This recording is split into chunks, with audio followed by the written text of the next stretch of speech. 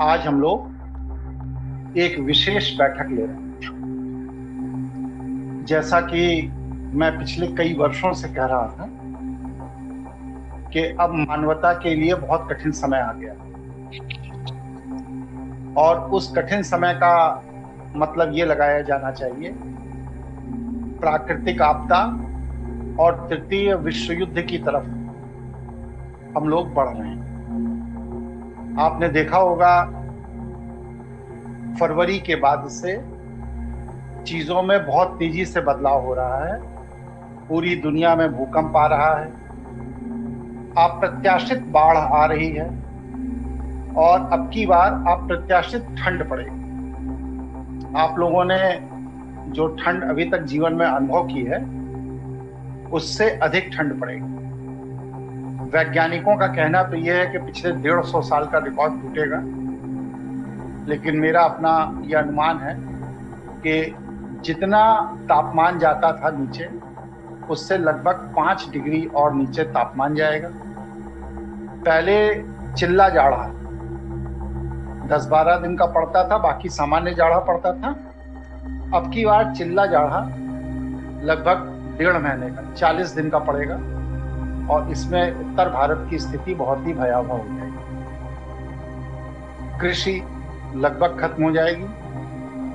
Recording on है। कृषि लगभग खत्म हो जाएगी। पाला, ठंड से अनाज नष्ट हो जाएगा और ये क्रम इसी वर्ष नहीं चलेगा, ये 2030 तक चलेगा। 2030 तक अनाज की उत्पत्ति बहुत धीमी हो जाएगी और उसका परिणाम ये होगा कि महंगाई अपने चरम पर होगी। पुनीत जी, आप ये बताइए कि मैं 1-1.5 साल पहले से कह रहा हूँ ना कि सोना लाख का क्रॉस कर जाऊंगा, 1 लाख का क्रॉस कर जाएगा, तब सोने की कीमत 50, 52, 58 हजार चल रही। जी जी बिल्कुल, आज भी आपकी बातों को याद करते हैं जी। वो हमने तो सोचा था 2030 तक ये जाएगा 1.5 लाख, तो वो तो अभी मतलब 2-3 साल के अंदर ही इतना लेवल पहुंच गया है। और उस समय हम ये सोच रहे थे, बहुत गलती करी है कि उस समय जितना भी पैसा था सारा लगा देना चाहिए था जी। तो मैं तो बराबर आप लोगों से आग्रह कर रहा था कि अधिक से अधिक सोना खरीदिए, अधिक से अधिक सोना खरीदिए। जी जी, वो बस ये था कि 2030 तक जाएगा, अभी टाइम है, चलो लगा लेंगे, बस इसी चक्कर में ना रहे। कोई बात नहीं। तो ये जितनी चीजें आज घट रही हैं और भविष्य में घटने वाली हैं, यह सब पहले मेरे द्वारा बताई जा चुकी हैं। और इस समय मानवता पर जो सबसे बड़ा खतरा है,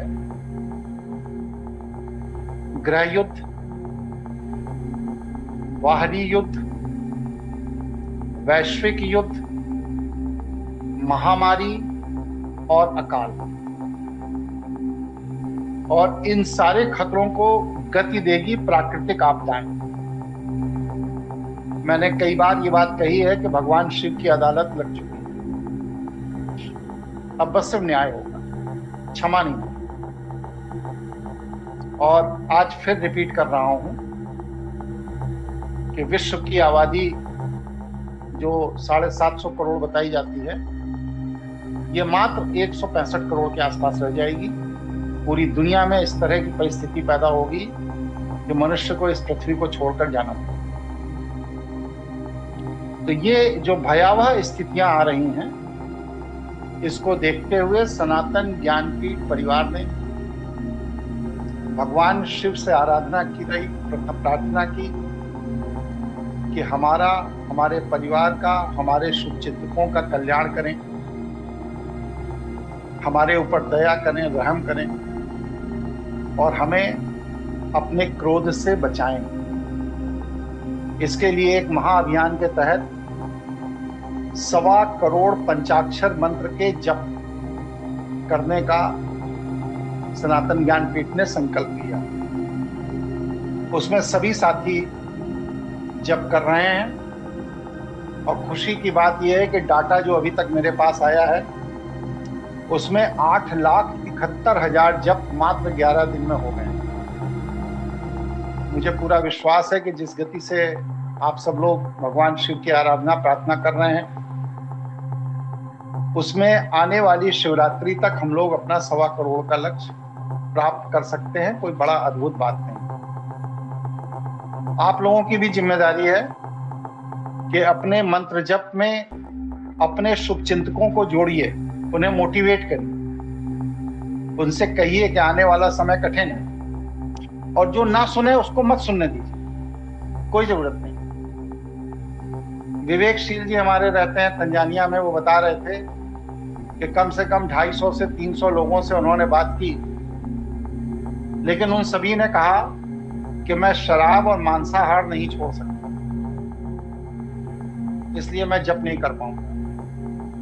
हमने कहा विवेक जी बस यही मैं सुनना चाहता था, क्योंकि कल के दिन जब वो संकट में आएंगे तो आप मुझसे ये ना कहें कि इनकी ये मदद कर दीजिए, उनकी वो मदद कर दीजिए।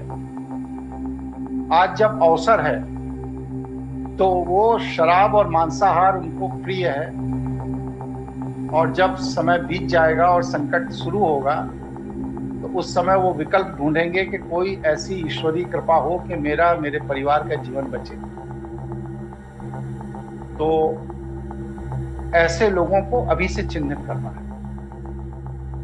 जितने भी व्यक्ति आपके संपर्क में हैं, जितने भी, सबसे कहिए, दोस्त हैं, कोई मित्र है, रिश्तेदार हैं, पड़ोसी हैं, आपके परिवार के हैं, परिवार के बाहर के हैं, जो भी हैं सामने, सबसे आग्रह करिए, जिसमें कोई ये ना कहे कि अरे इतना बड़ा काम हुआ मुझे तो पता ही नहीं चला। और जब काल का प्रवाह अपनी गति से कार्य करेगा तो चीजें बिगड़ेंगी, तो उन्हें भी ये कहने को नहीं रहेगा कि आपने मेरी मदद नहीं। भाई मदद तो की थी, मैंने बताया था, लेकिन आपने उस समय मेरी बात को महत्व नहीं। इसलिए सबसे कहना सुनना हमारा काम है, मानना ना मानना ये व्यक्ति का अपना अधिकार है।